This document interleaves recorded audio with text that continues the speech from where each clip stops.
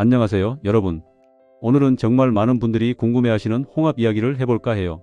특히 홍합과 함께 먹으면 좋은 음식, 그리고 조심해야 할 음식들에 대해서 자세히 알아보려고 합니다. 요즘 마트에 가보면 홍합이 참 많이 보이죠? 제철이 되면 더욱 싱싱한 홍합들이 가득한데요. 그런데 많은 분들이 홍합을 먹고 나서 배가 아프거나 소화가 안 되는 경험을 하시곤 해요. 왜 그럴까요? 바로 홍합과 함께 먹은 다른 음식들 때문인 경우가 많답니다. 먼저 홍합이 우리 몸에 어떤 영향을 주는지부터 살펴볼게요. 홍합은 단백질이 정말 풍부해요.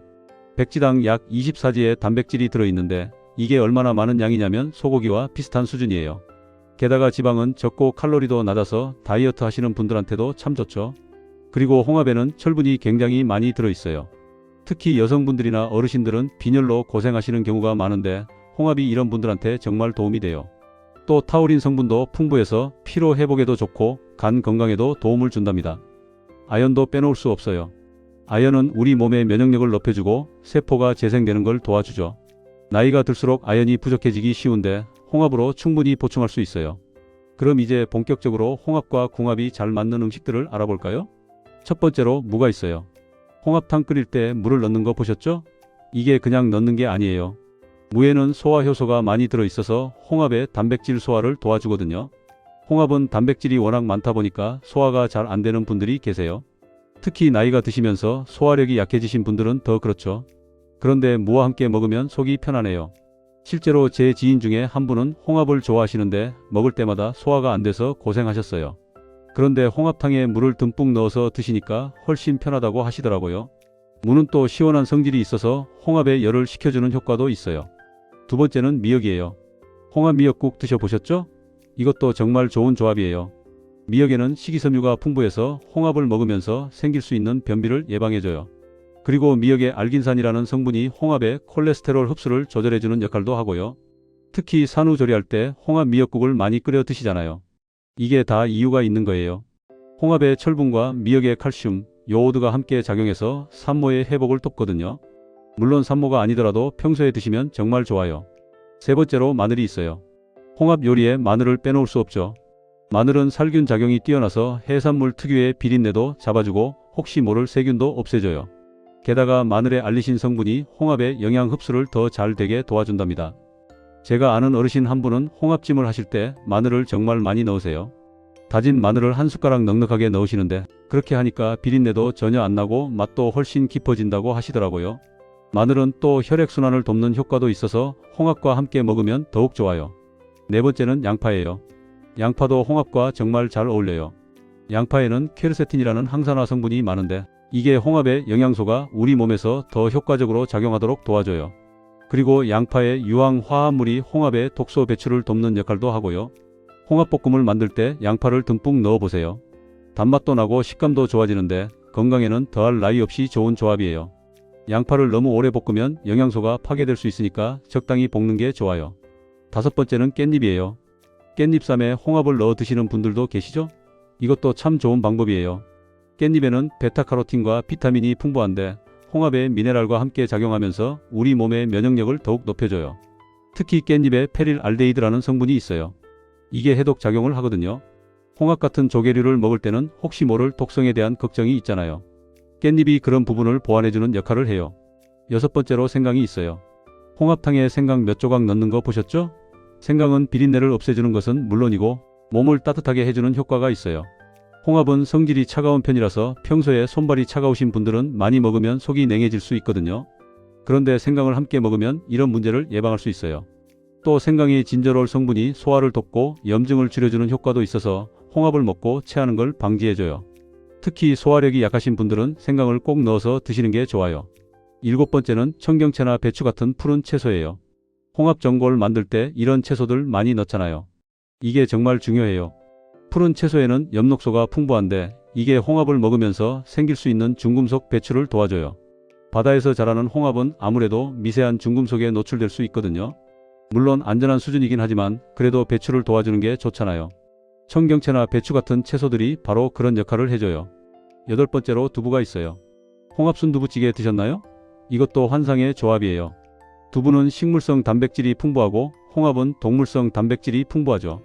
이 둘을 함께 먹으면 단백질의 아미노산 구성이 더욱 완벽해져요. 게다가 두부에 이소플라본 성분이 홍합의 철분 흡수를 도와주는 효과도 있어요. 특히 여성분들한테 정말 좋은 조합이에요. 두부가 또 소화도 잘 되는 음식이니까 홍합과 함께 먹으면 속도 편하고 영양도 충분히 섭취할 수 있어요. 9번째는 표고버섯이에요. 홍합전골이나 홍합탕에 표고버섯을 넣으면 감칠맛이 확 살아나잖아요. 표고버섯에는 비타민 D가 풍부한데 이게 홍합의 칼슘 흡수를 도와줘요. 홍합에도 칼슘이 있거든요. 뼈 건강을 생각하시는 분들한테 정말 좋은 조합이에요. 그리고 표고버섯에 베타글루칸이라는 성분이 면역력을 높여주는 효과도 있고요. 특히 환절기에 홍합 표고버섯탕을 끓여 드시면 감기 예방에도 도움이 돼요. 10번째로 레몬이나 라임 같은 신맛 나는 과일이에요. 홍합찜 먹을 때 레몬즙 뿌려 드시는 분들 계시죠? 이게 단순히 맛 때문만은 아니에요. 레몬의 비타민C가 홍합의 철분 흡수율을 엄청나게 높여줘요. 철분은 비타민C와 함께 먹으면 흡수가 훨씬 잘 되거든요. 빈혈이 있으신 분들은 홍합 드실 때 레몬즙을 꼭 뿌려 드세요. 효과가 정말 달라요. 게다가 레몬의 구연산이 비린내도 잡아주고 입안을 개운하게 해줘요. 자, 그럼 이제 반대로 홍합과 함께 먹으면 안 좋은 음식들을 알아볼까요? 이 부분이 정말 중요해요. 첫 번째로 감이에요. 이건 정말 조심하셔야 해요. 특히 떫은 감은 절대 홍합과 함께 드시면 안 돼요. 왜냐하면 감에는 탄닌 성분이 많이 들어있는데 이게 홍합의 단백질과 만나면 응고되면서 소화가 정말 안 돼요. 실제로 홍합 먹고 후식으로 감을 드셨다가 병원에 가신 분들이 많아요. 배가 돌처럼 딱딱해지고 통증이 심하게 오거든요. 심한 경우에는 장폐색까지 생길 수 있어요. 특히 가을철에 홍합도 맛있고 감도 맛있다고 함께 드시는 분들이 계신데 정말 위험해요. 단감도 마찬가지예요. 탄닌 함량이 떫은 감보다는 적지만 그래도 홍합과는 안 맞아요. 홍합 드신 후에는 최소 2-3시간은 지나서 감을 드시는 게 좋아요. 두 번째는 녹차예요. 녹차도 감처럼 탄닌이 많이 들어있어요. 홍합 먹고 나서 입가심으로 녹차 한잔 하시는 분들 계시는데 이것도 좋지 않아요. 녹차의 탄닌이 홍합의 철분 흡수를 방해하거든요. 특히 빈혈이 있으신 분들은 더욱 조심하셔야 해요. 홍합을 철분 보충을 위해 드시는데 녹차 때문에 그 효과가 반감되면 안 되잖아요. 홍합 드신 후에는 보리차나 옥수수차 같은 걸 드시는 게 훨씬 좋아요. 세 번째로 치즈나 우유 같은 유제품이에요. 이건 의외라고 생각하시는 분들이 많으세요. 유제품 자체가 나쁜 건 아니지만 홍합과 함께 먹으면 문제가 생길 수 있어요. 홍합에는 미네랄이 정말 많이 들어있잖아요. 특히 아연, 철분 같은 것들이요. 그런데 우유나 치즈의 칼슘이 이런 미네랄들과 경쟁하면서 흡수를 방해해요. 서로 흡수되려고 경쟁하는 거죠. 그래서 홍합 크림 스튜 같은 서양 요리를 드실 때 속이 불편하신 분들이 계세요. 물론 소량은 괜찮지만 많이 드시면 소화불량이 올 수 있어요. 특히 유당불내증이 있으신 분들은 더욱 조심하셔야 해요. 네 번째는 시금치예요. 시금치에는 수산이라는 성분이 많아요. 이 수산이 홍합의 칼슘, 철분과 결합하면 수산염이 되는데 이게 결석의 원인이 될 수 있어요. 신장 결석으로 고생하신 분들은 특히 조심하셔야 해요. 홍합국에 시금치 넣어서 드시는 분들 계신데 이건 정말 좋지 않은 조합이에요. 차라리 청경채나 배추를 넣으시는 게 훨씬 안전해요. 다섯 번째로 술이에요. 특히 맥주와 홍합의 조합은 정말 조심하셔야 해요. 홍합에는 퓨린이라는 성분이 들어있는데 술과 함께 먹으면 요산 수치가 급격히 올라가요. 통풍이 있으신 분들은 절대 홍합과 술을 함께 드시면 안 돼요. 통풍 발작이 올 수 있거든요. 실제로 홍합 안주에 맥주 마시다가 그날 밤에 통풍으로 고생하신 분들 정말 많아요. 통풍이 없으신 분들도 자주 이런 식으로 드시면 나중에 통풍이 생길 수 있어요. 홍합 드실 때는 술을 자제하시고 물을 충분히 마시는 게 좋아요. 여섯 번째는 토마토예요.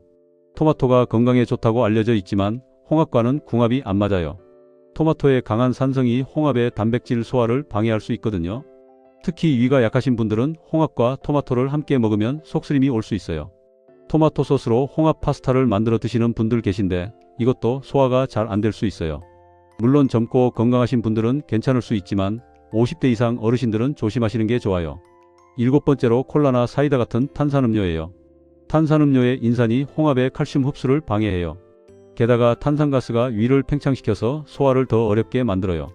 홍합 먹고 탄산음료 마시면 배가 더부룩하고 속이 더 불편해지는 경우가 많아요.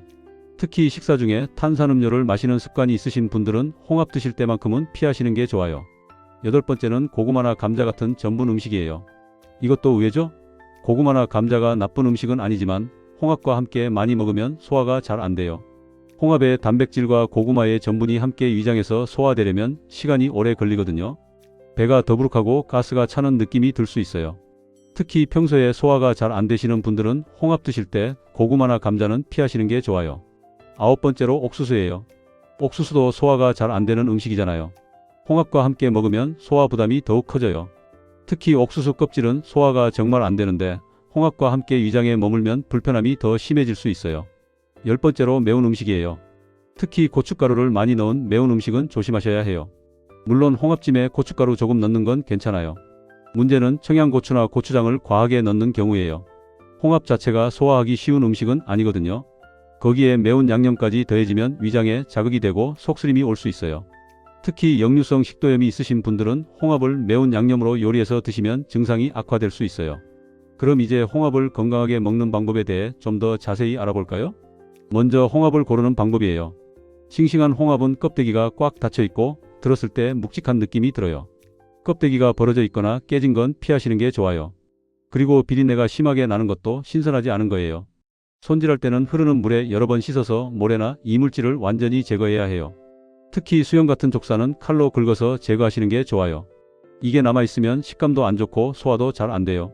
조리할 때는 완전히 익히는 게 중요해요. 덜 익은 홍합은 식중독의 위험이 있거든요. 껍데기가 완전히 열릴 때까지 충분히 가열하셔야 해요. 그리고 가열 후에도 껍데기가 열리지 않은 홍합은 먹지 마세요. 이미 죽어있던 홍합일 가능성이 높아요. 홍합을 먹는 양도 중요해요. 아무리 몸에 좋다고 해도 한 번에 너무 많이 먹으면 소화 부담이 돼요.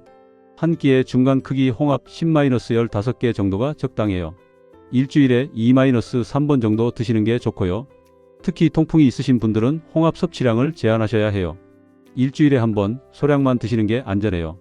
그리고 드실 때는 물을 충분히 마셔서 요산 배출을 도와주는 게 좋아요. 알레르기도 조심하셔야 해요. 홍합 같은 조개류 알레르기는 생각보다 흔해요. 처음 드시는 경우에는 소량만 먹어보시고 이상 반응이 없는지 확인하세요. 입술이 붓거나 두드러기가 생기거나 호흡이 곤란해지면 즉시 병원에 가셔야 해요. 임신 중이신 분들도 조심하셔야 해요. 홍합에는 수은 같은 중금속이 소량 들어있을 수 있거든요. 임산부는 일주일에 한 번 정도만 소량 드시는 게 안전해요. 그리고 반드시 완전히 익혀서 드셔야 해요. 이제 실생활에서 활용할 수 있는 홍합 요리법에 대해 알아볼게요. 홍합탕을 끓일 때는 물을 듬뿍 넣으세요. 무는 네모나게 썰어서 넣는 것보다 큼직하게 썰어서 넣으면 국물 맛이 더 좋아요. 거기에 다진 마늘과 생강을 넣고 국간장으로 간을 맞추면 돼요. 파는 나중에 넣으셔야 향이 살아요. 홍합찜을 만들 때는 양파를 깔고 그 위에 홍합을 올려서 찌면 좋아요. 양파의 단맛이 홍합에 배어들거든요. 거기에 청양고추는 너무 많이 넣지 마시고 대신 홍고추로 색을 내시면 맛도 좋고 덜 매워요. 홍합볶음을 만들 때는 양파, 깻잎, 청경채를 함께 볶아보세요. 고춧가루는 소량만 넣고 간장과 참기름으로 간을 맞추면 건강하고 맛있는 반찬이 돼요. 마늘은 꼭 넣으시고요. 홍합국을 끓일 때는 미역을 듬뿍 넣으세요. 건미역을 불려서 넣으면 되는데 너무 오래 끓이면 미역이 흐물흐물해지니까 적당히 끓이는 게 좋아요. 두부도 함께 넣으면 영양 균형이 더 좋아져요. 계절별로도 홍합 먹는 방법을 달리하시면 좋아요. 봄철에는 홍합이 가장 살이 오르고 맛있을 때예요. 이때는 홍합탕이나 홍합찜으로 드시면 제맛을 느낄 수 있어요. 여름철에는 홍합에 독소 축적이 있을 수 있어서 조심하셔야 해요. 특히 적조 현상이 있을 때는 홍합 섭취를 자제하시는 게 좋아요. 드시더라도 완전히 익혀서 소량만 드세요. 가을철에는 홍합과 채소를 함께 전골로 끓여 드시면 좋아요. 면역력을 높이는 데 도움이 되거든요. 표고버섯, 청경채, 두부를 듬뿍 넣어서 끓이세요.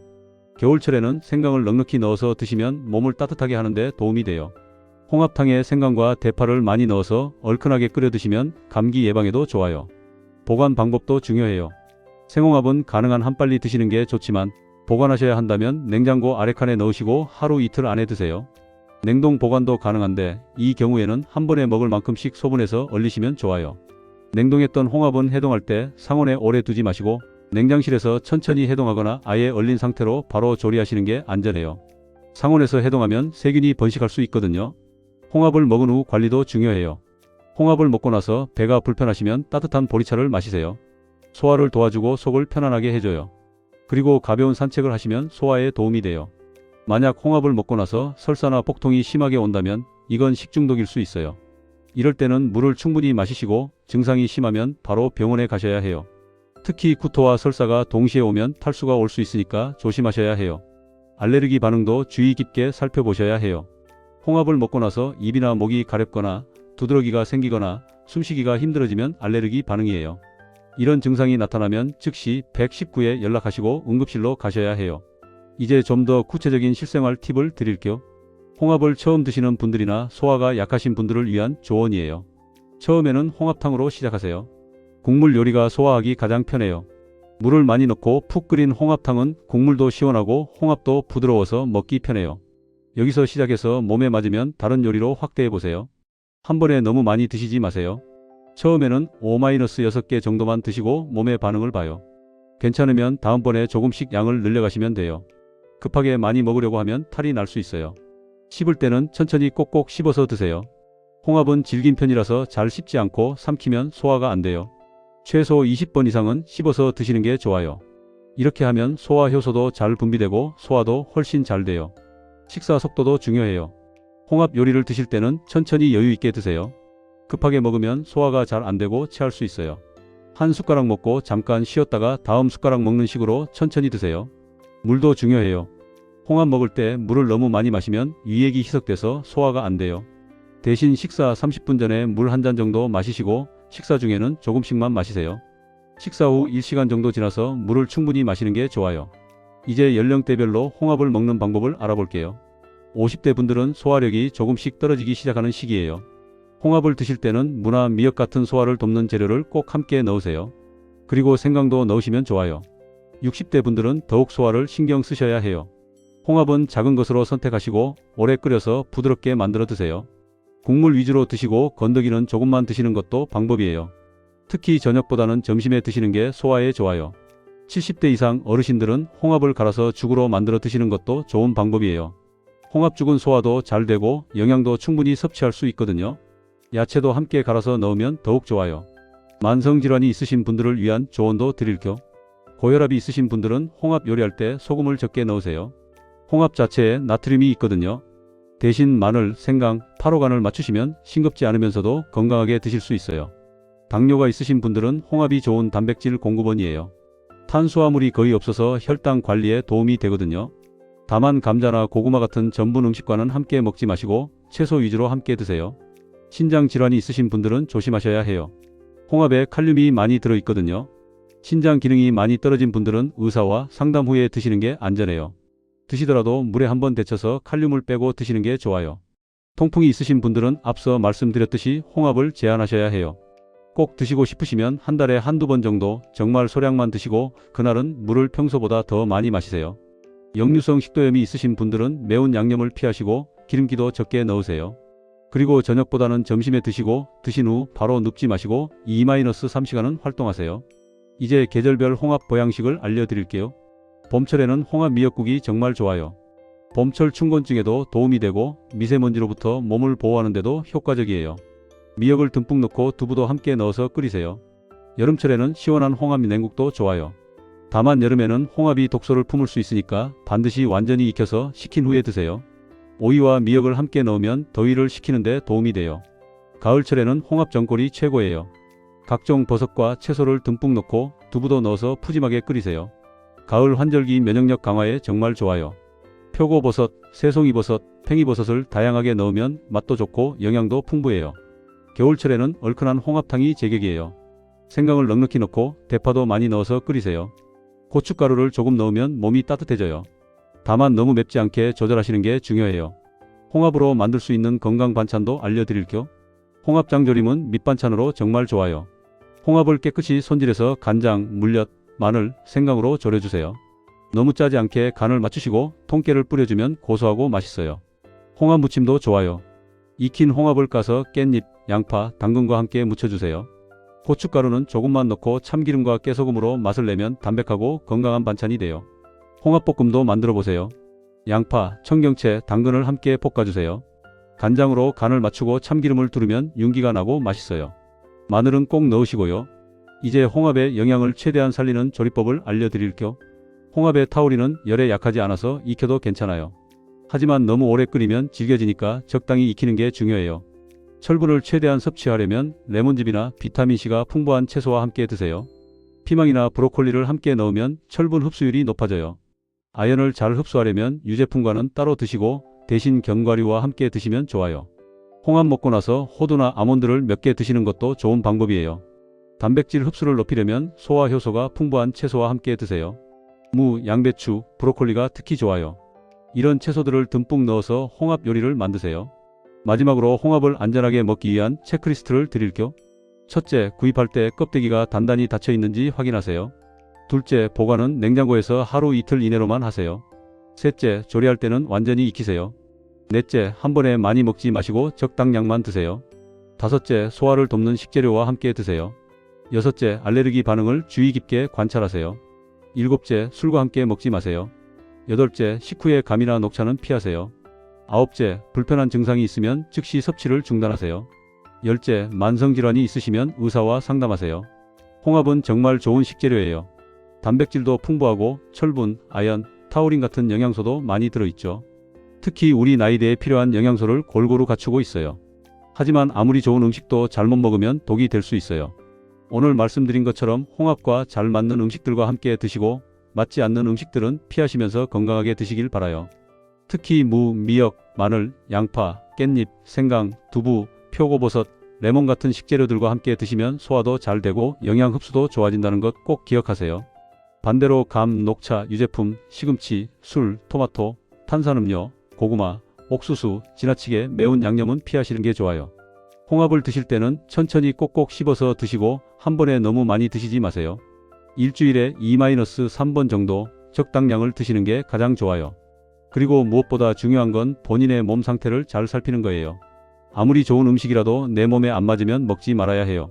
홍합 드시고 불편하시면 무리하지 마시고 다른 단백질 공급원을 찾으시면 돼요.